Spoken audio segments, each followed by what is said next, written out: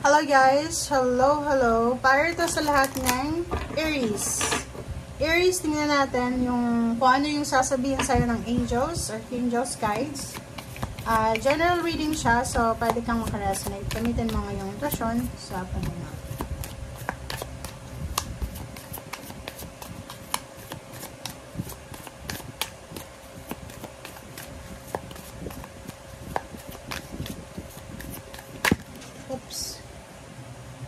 Okay. Courage. Aries, courage.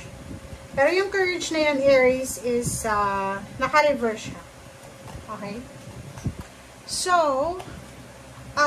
ibig sabihin ng courage na reverse is may mga Aries sa inyo na medyo nawawala ng pag-asa.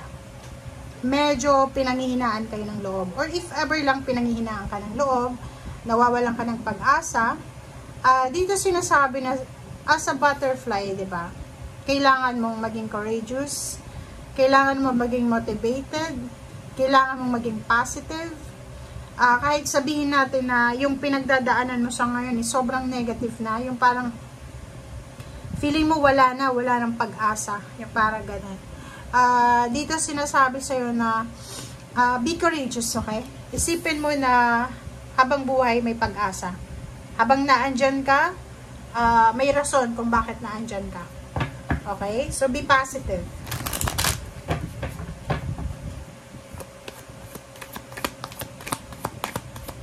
Okay.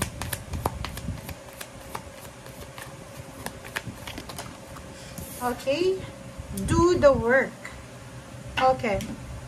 So, dito, Aries, sinasabi sa'yo na it's not enough to dream or pray. You've also got to take the positive action steps that you're being divinely guided to take. Diba? Ganun naman talaga eh. Especially doon sa mga Aries na hindi nyo masyadong ginagalingan sa trabaho nyo. Absent kayo ng absent. May negosyo ka pero hindi ka masyadong makatutok sa negosyo mo.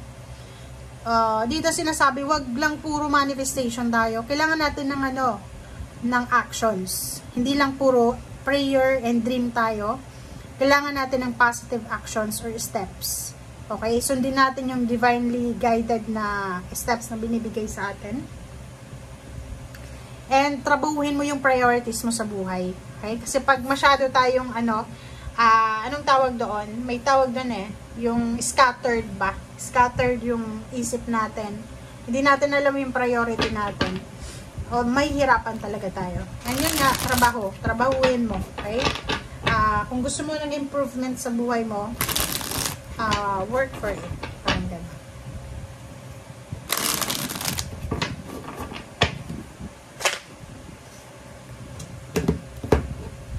Okay. Aries. Eight of Air. Wow. Oh. Diba? Kung makikita mo to Aries, ito ay para sa'yo talaga, na sinasabi sa'yo na ang advice sa'yo ng angels and guides mo. Kung may pagdududa ka sa sarili mo, confused ka, stagnant yung pakiramdam mo, may free will ka, okay? Meron kang kakayahan na baguhin lahat.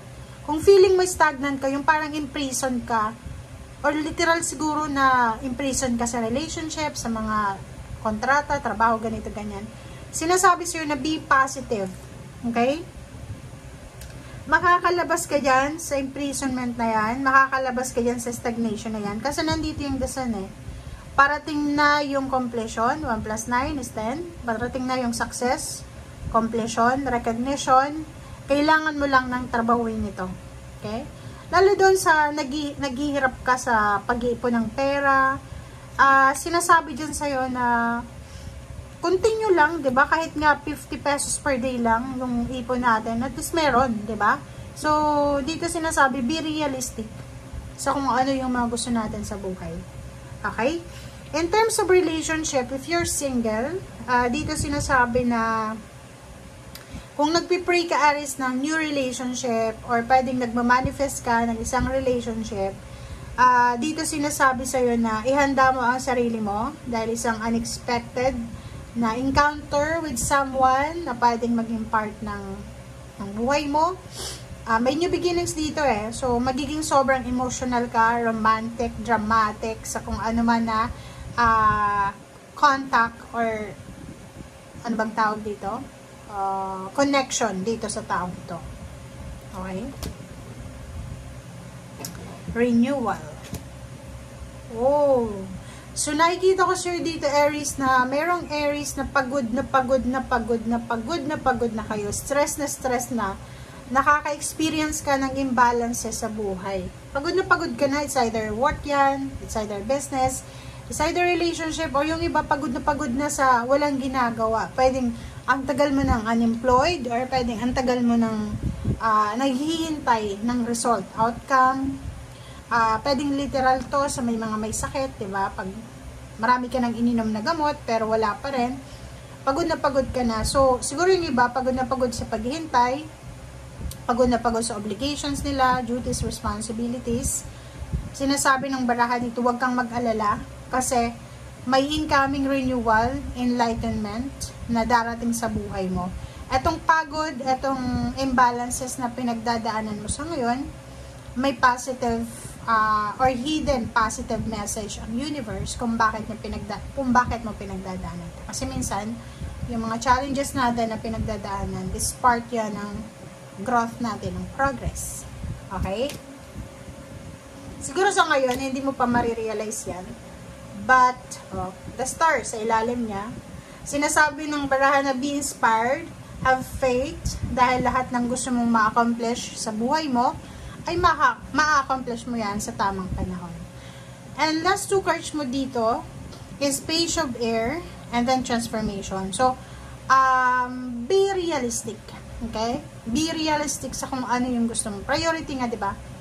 Kailangan nating maging realistic sa mga plano natin sa buhay. Para, bawa, may gusto kang gawin, may gusto kang subukan, gusto kang, alam mo yun, kung ano yung gusto mong simulan, isipin mo na, gagawin ko to kasi gusto ko. Gagawin ko to kasi ito yung magbibigay sa akin ng satisfaction and peace. Parang ganun. Gagawin ko to kasi wala naman ako naaapakan na ibang tao. So, dito sinasabi na marami kang kailangan pag-isipan. Kung gusto mong magbago, kung gusto mong magsimula, kung gusto mong pumasok sa isang relasyon na hindi mo kabisado or hindi mo alam, confused ka, sinasabi ng baraha, maraming life change, meaning, or ano bang matatawag natin dito? Life change events sa buhay mo na posibleng masyashock ka kasi kaya pala nangyari ito sa akin kasi ganito. So, you will be free from that after maybe 7 weeks from now, 7 days from now. So, nakikita ko yung liberation. Nakikita natin dito yung freedom from overwork, stress, imbalanced environment.